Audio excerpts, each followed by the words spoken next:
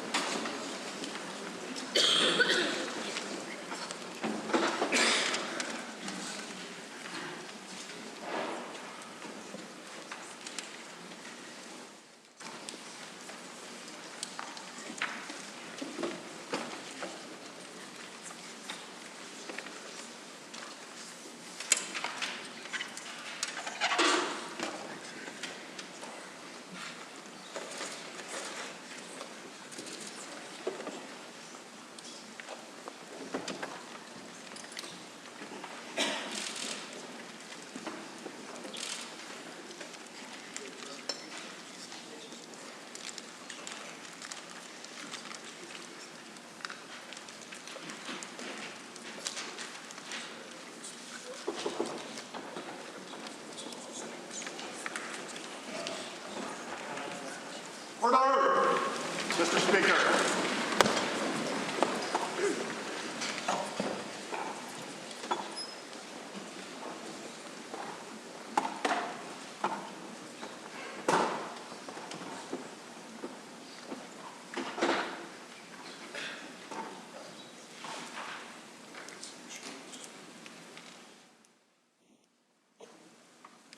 The prayer. Lord, the God of righteousness and truth, grant to our Queen and to her government, to members of the Legislative Assembly, and to all in positions of responsibility, the guidance of your Spirit. May they never lead the province wrongly through love of power, desire to please, or unworthy ideas, but laying aside all private interests and prejudice, keep in mind their responsibility to seek to improve the condition of all. So may your kingdom come and your name be hallowed. Amen.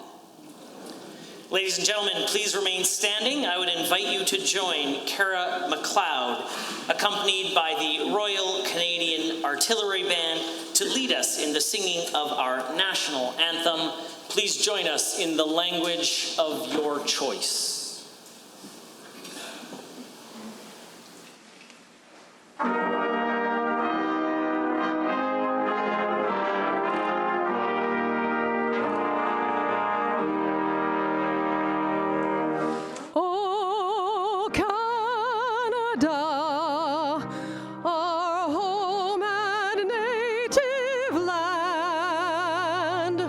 True patriot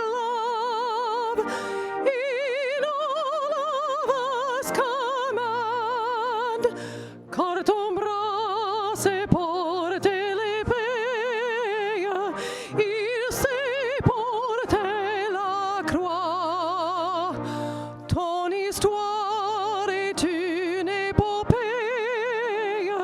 des plus brillants exploits.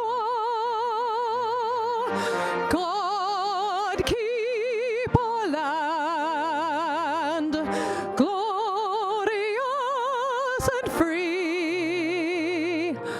Oh, Canada, we stand on guard for thee.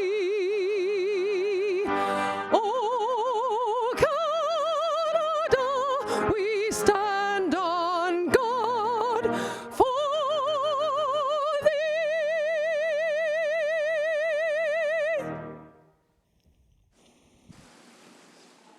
Please be seated.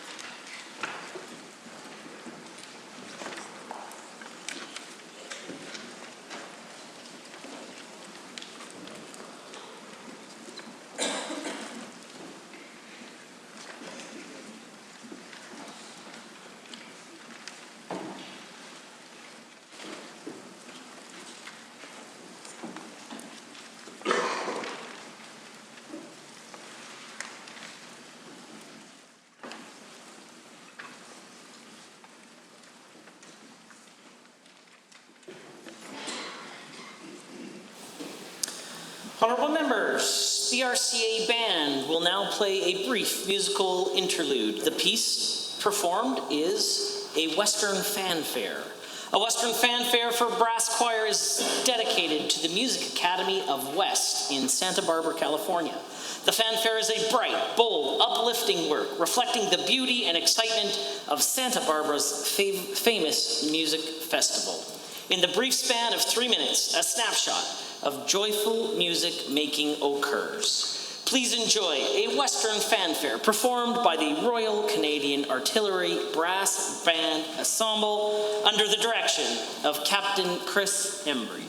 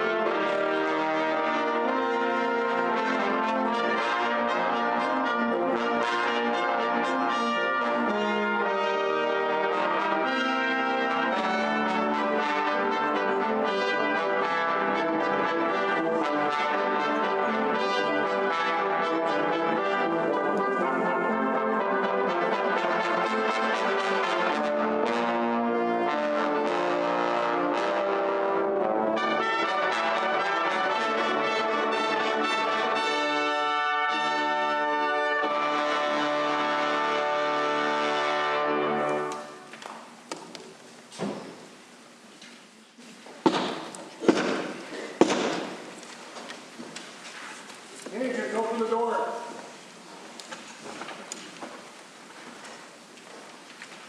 Ladies and gentlemen, all right, please.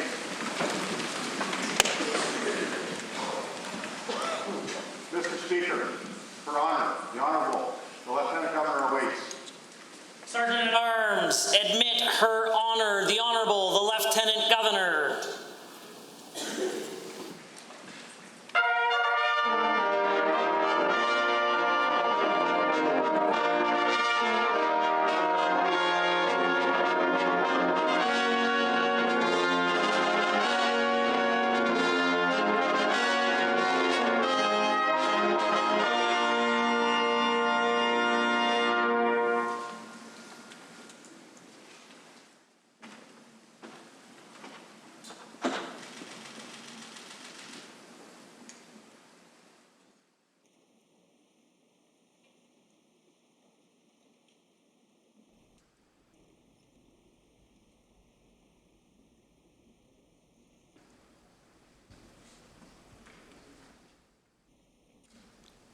Please be seated.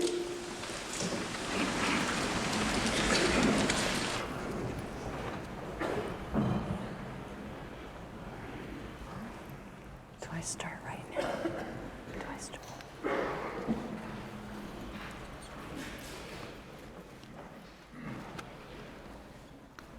Mr. Speaker, members of the Legislative Assembly, and fellow Albertans, I speak to you as Alberta's vice-regal representative of our sovereign lady, Queen Elizabeth II.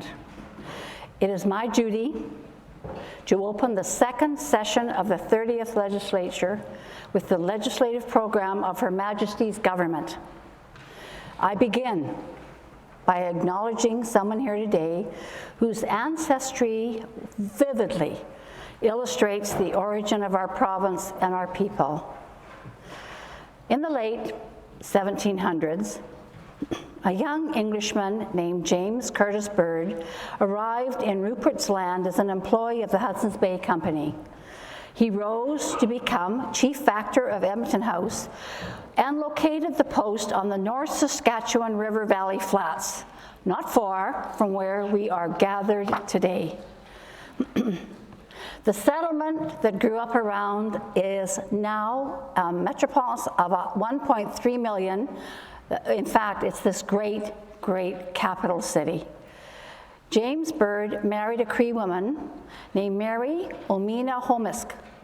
Their children included James, a trader, interpreter, and a frontiersman who lived among the Blackfoot in southern Alberta and married a pagan woman named Sarah Bullhart.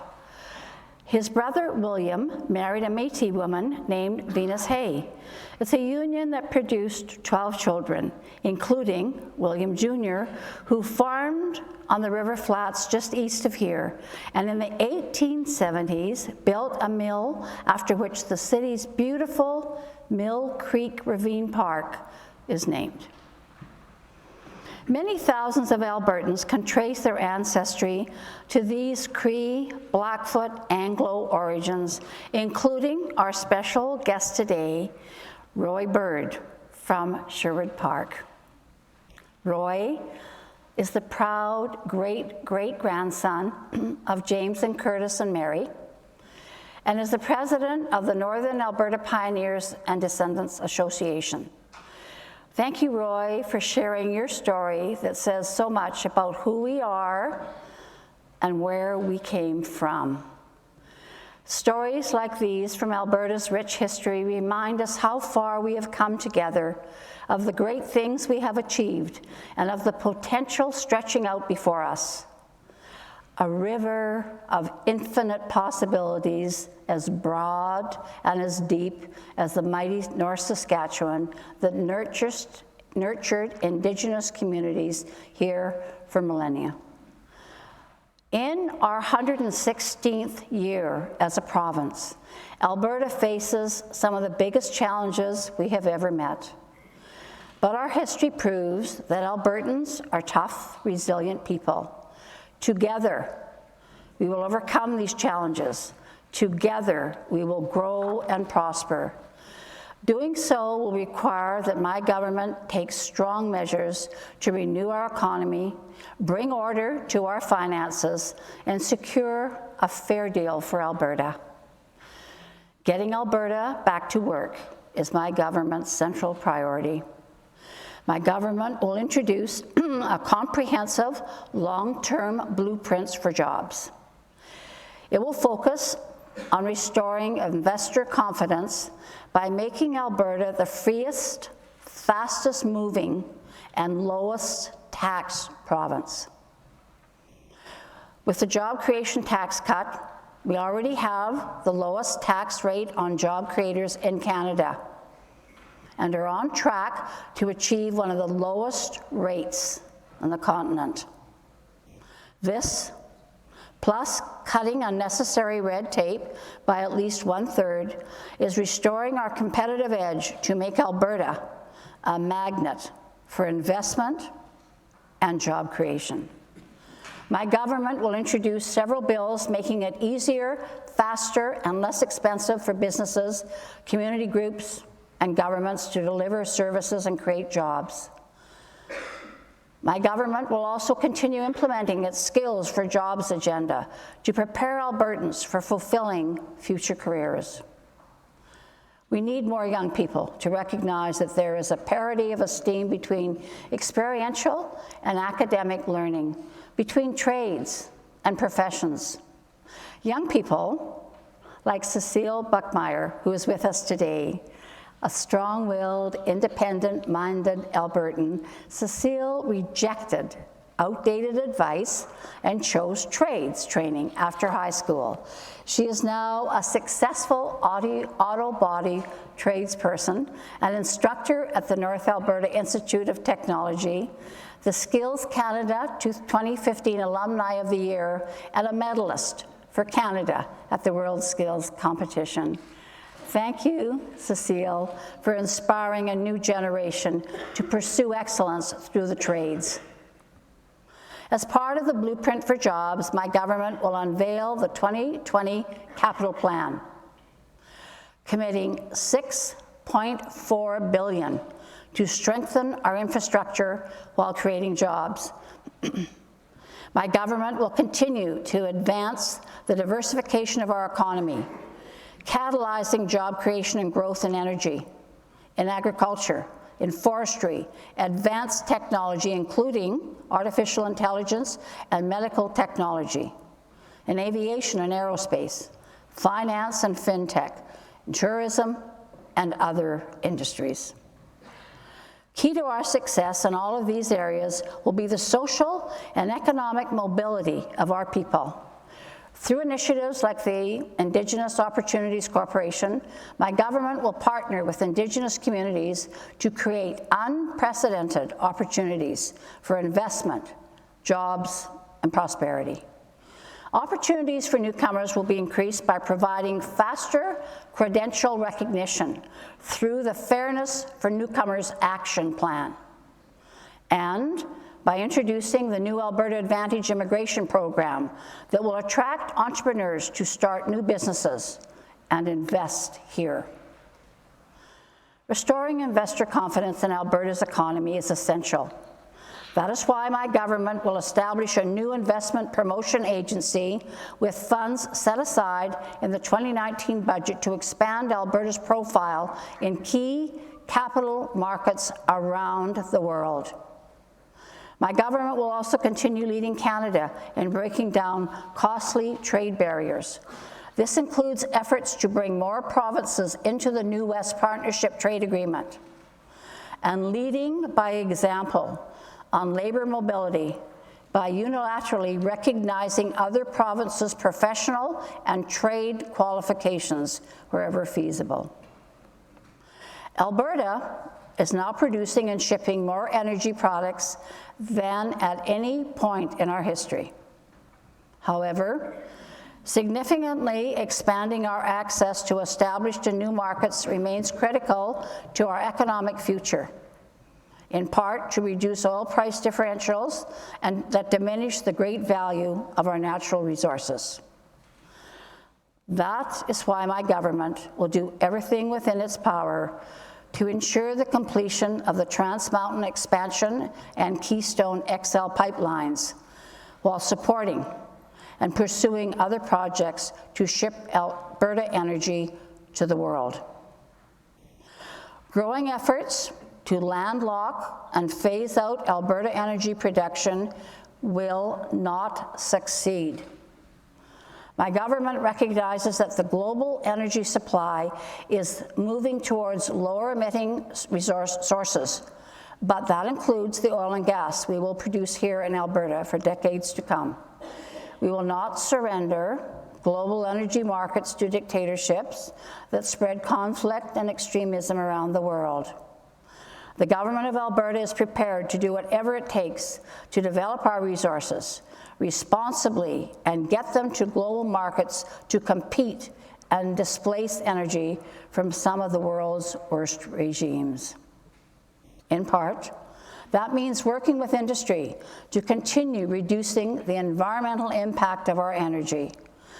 The Technology Innovation and Emissions Reduction Program will continue to invest in technology that makes Alberta the global leader in environmentally responsible, non-renewable resource extraction. Alberta will continue working with the Government of Canada to obtain an equivalency agreement on new methane regulations that further reduce emissions while minimizing the cost for industry. Through these and other policies, we will support the growing efforts of major Alberta energy producers to achieve the goal of net zero carbon emissions by 2050. But that is not all.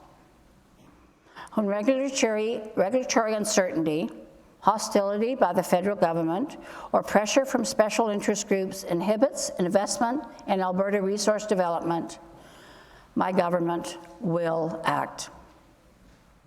Like the government of the late Premier Lougheed, Alberta is prepared to invest directly and support companies and Indigenous groups when necessary to assure the future of responsible resource development.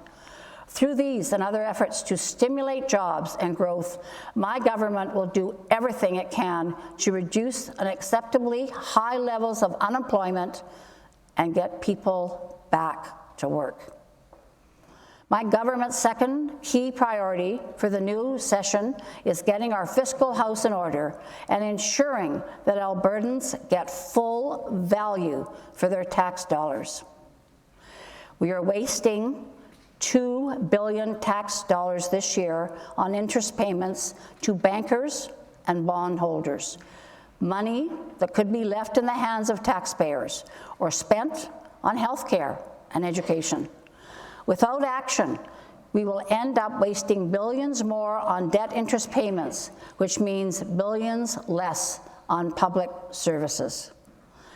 As the McKinnon panel confirmed, Alberta spends far more per person than other big provinces, but we often get poorer outcomes for that spending, from life expectancy and surgical wait times to high school completion and university enrollment. We cannot continue to spend more for less while going deeper into debt. My government will work with the public service to contain costs and protect frontline services by carefully reducing overall spending by less than 3%.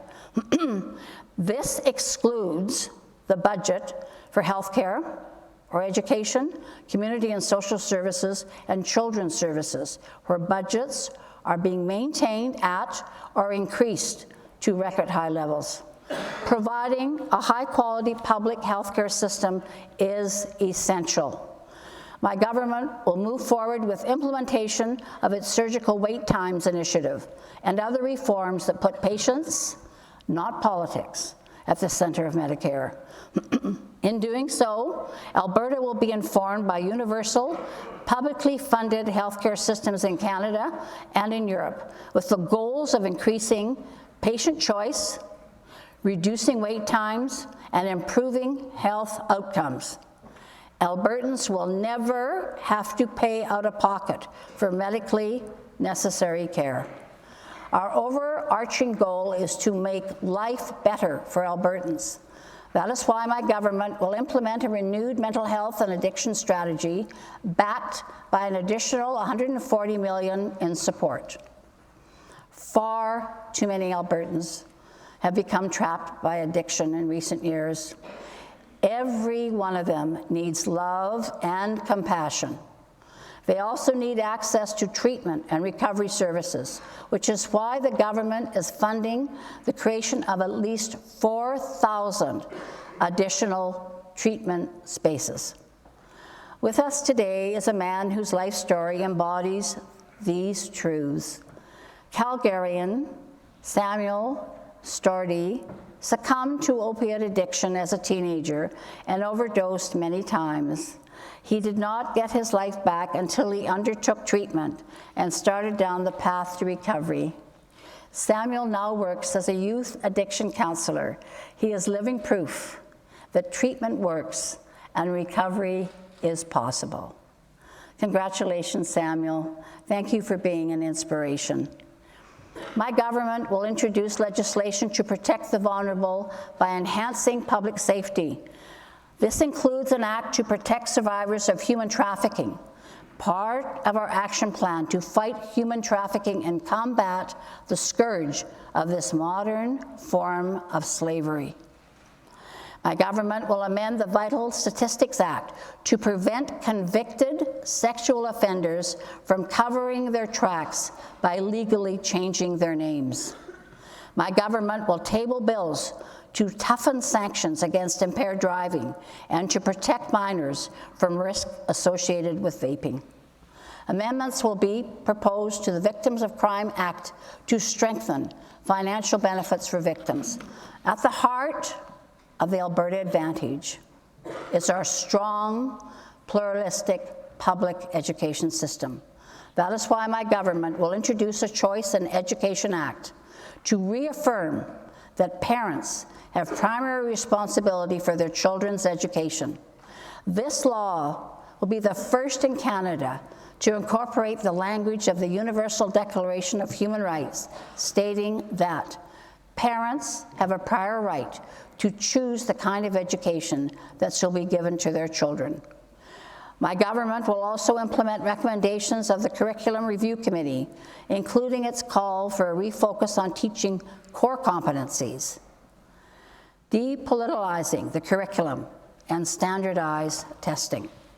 To further make the life better for Albertans, my government will undertake significant reforms to strengthen democracy in Alberta, including the tabling of a Citizens Initiative Act that will allow Albertans to put important issues to a referendum, a Recall Act, allowing constituencies to remove their MLAs, municipal councillors, mayors, and school board trustees from office between elections, bills to enact fixed dates for provincial elections and provincial budgets, statutory provisions to get big money out of Alberta politics by introducing donor contribution limits to so-called political action committees while prohibiting party-affiliated groups from circumventing donation limits. Amendments banning foreign money from Alberta politics by making it illegal for foreign entities to contribute to third-party advertisers, and amendments to the Alberta Taxpayers Protection Act requiring a referendum before a consumer carbon tax can be imposed. Finally, my government will do everything within its power to stand up for our province and get a fair deal for Alberta. Thank you to the members of the Fair Deal panel and the tens of thousands of Albertans who attended their town hall or contributed to their deliberations. Very sadly, the panel's work was made more difficult by the sudden passing of one of its members, Jason Goodstriker. Chief Goodstriker was a proud leader of the Blackfoot people, an Albertan patriot who dedicated himself to the preservation of Indigenous culture and to helping First Nations become partners in prosperity through resource development. But most importantly, he was a loving father and husband to Tiffany, who is here today with us. Thank you, Tiffany, for sharing your husband with Alberta. My government will table legislation to advance our province's objectives for a fair deal with the Canadian Federation. This will include 4 things. 1, an act to protect critical infrastructure to address the illegal blockades we have seen across Canada, to increase the penalties for blocking roads, railways, and other infrastructure, and to clarify that in Alberta, police do not have to wait for a warrant to act in the face of illegal activity and uphold the rule of law. 2, amendments to the Constitutional Referendum Act to clarify the referendum process and allow for the holding of referendums not related to constitutional issues. 3, amendments to the Alberta Senate Election Act to update the election rules for the next Senate election in conjunction with the municipal elections in the fall of 2021. And 4, legislation to replace the federal parole board with the provincial parole board in charge of parole eligibility and terms for provincial prisoners. Following the report of the Fair Deal panel, other bills may be tabled to give effect to its recommendations. This summarizes my government's legislative program for the 2nd session of the 30th legislature. It is an ambitious, practical program that will stimulate investment, job creation, and growth, and get Alberta back to work. It will achieve fiscal responsibility, strengthen our democracy, and protect the vulnerable. And it will arm Alberta with more of the tools our province needs to stand up for our right to a fair deal within the Canadian Federation. Members of the Legislative Assembly, thank you for all your efforts on behalf of your constituents. I invite you to exercise your utmost wisdom as you chart the future course of our beloved province. And may the blessings of the Almighty God rest upon your councils as you work to keep Alberta strong and free.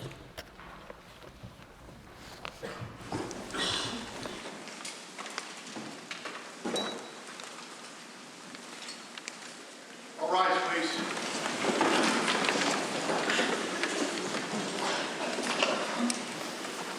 Ladies and gentlemen, I would now invite Cara MacLeod, accompanied by the Royal Canadian Artillery Band, to lead us in the singing of God Save the Queen. Please remain standing at the conclusion of the singing.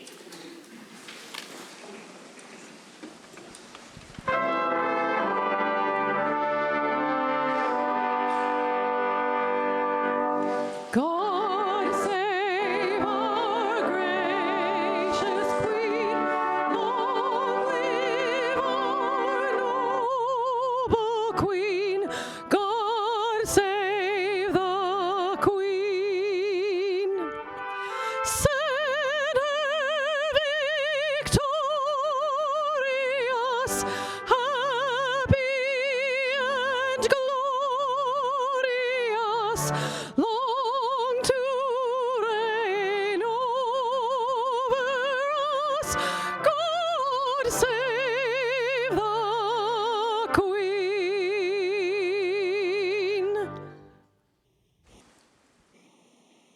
Order.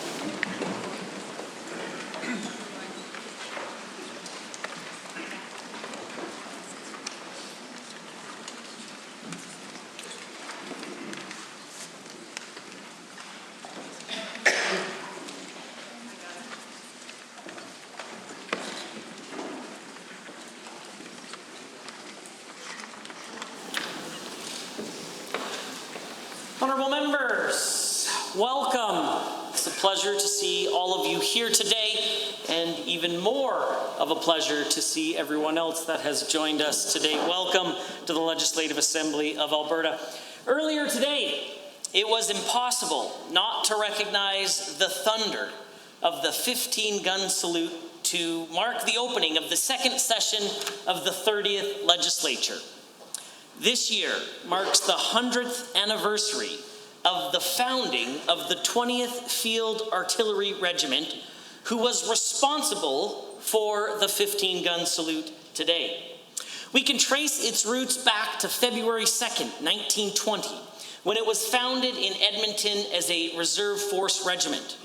During the Second World War, members proudly fought for king and country, serving with distinction in the liberation of the Netherlands, the D-Day landings, and the decisive Normandy campaign.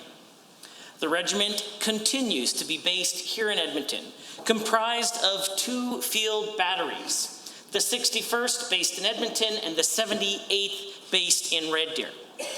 I know many of us here today support the cadet program, and you'll be interested to know that this regiment is also affiliated with 3 Royal Canadian Army Cadet Corps, the 180th here in Edmonton, the 1390 in Red Deer, and the 2561 in Thorsby, Alberta.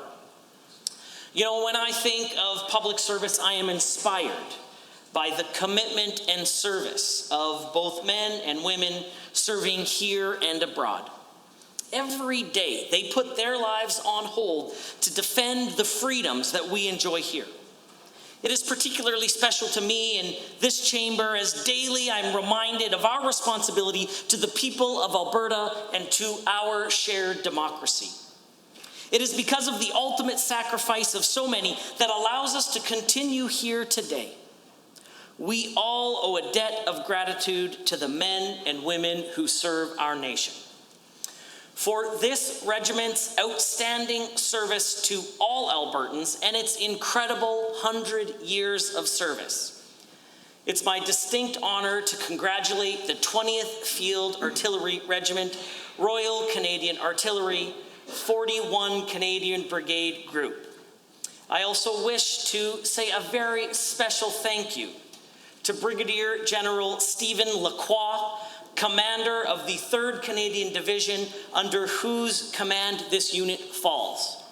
Brigadier General Stephen Lacroix joined us in our official party today, and honorable members, if you would please join me in thanking him and the entire regiment for their over 100 years of service.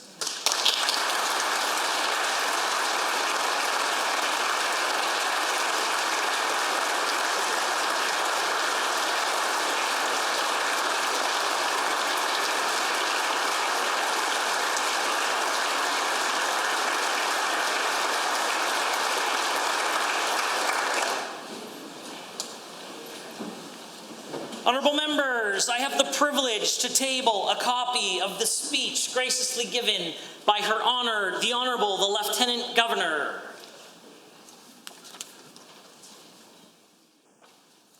The Honourable, the Premier has the call. Thank you, Mr. Speaker. I request leave to introduce Bill 1, the Critical Infrastructure Defence Act. In recent weeks, we have seen lawlessness jeopardize the Canadian economy, leading to the loss of tens of thousands of jobs here in Alberta and across the Dominion. Mr. Speaker, this is making a mockery of the principle of the rule of law, one of the foundational principles of our democratic life together. Therefore, the government tables this legislation to strengthen penalties against those who would lawlessly trespass upon or jeopardize public safety by seeking to block critical public infrastructure, including roadways, railways, and other important infrastructure. This reinforces public safety. It increases the dissuasive effect of law against those who would seek to hold us all jeopardy to their radical demands. And Mr. Speaker, I'm pleased to table this bill. Members, the Premier has requested leave to introduce Bill 1, Critical Infrastructure Defense Act. Would all the members in favor of granting leave please say aye? Aye. Would all those members opposed please say no? In my opinion, the ayes have it. That motion is carried and so ordered. A bill being the Critical Infrastructure Defense Act, introduced by the Honourable Mr. Kenny, is now read a first time. The Honourable, the Premier. Thank you, Mr. Speaker. I move that the speech of Her Honour, the Honourable the Lieutenant Governor, to this Assembly be taken into consideration on Wednesday, February 26, 2020. The motion as proposed by the Honourable the Premier. Would all those in favour of the motion please say aye? Aye. Any opposed? Please say no.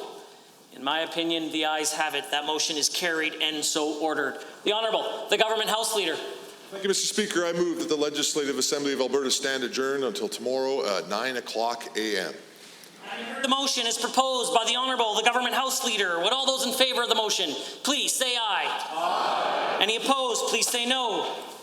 The House stands adjourned until Wednesday, February 26th at 9 a.m.